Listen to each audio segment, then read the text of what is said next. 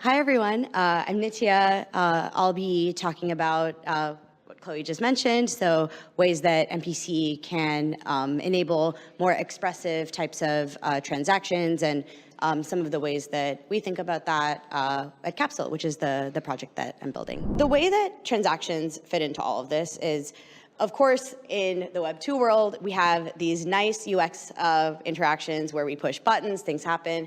Sometimes things happen without us needing to push buttons.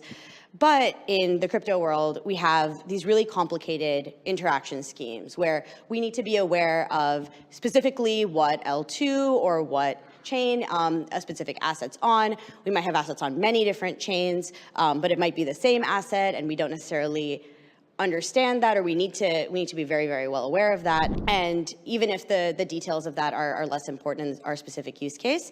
And then additionally, we need to be physically inspecting transactions and kind of hoping for the best in terms of what that leads to. And this still has not necessarily created a world where everything that we intend to happen happens. Like, there's still lots of accidents and lots of mistakes. So where MPC is interesting here is basically a couple of things. So everyone knows about MPC in the context of key management, key recovery, namely that we get some nice UX properties of not needing to have users write down seed phrases, as well as the ability to do key recovery. Additionally, we get some benefits of MPC that people don't talk about as much in the context of key management.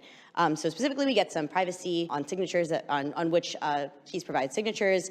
And additionally, we get a separation of the signing of a transaction or the proposal of a transaction from ownership of the full key, which therefore would afford unilateral access. And so what's nice here is that we actually get a separation of concerns between proposing a transaction and then execution of some state or execution of some change over an account state.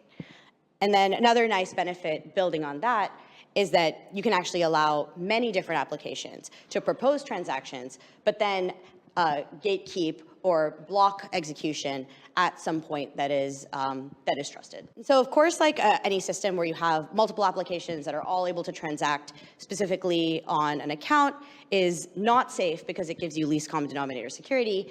And so a notion of adding permissions onto this actually expands the space so that we can keep notions of security along the way. So there's actually a really nice Web 2 paradigm around operating on shared state, and that's SSO, where in the example on the left, we see that SSO gives us the ability to manage different state and give applications the ability to even modify certain state within a Google account.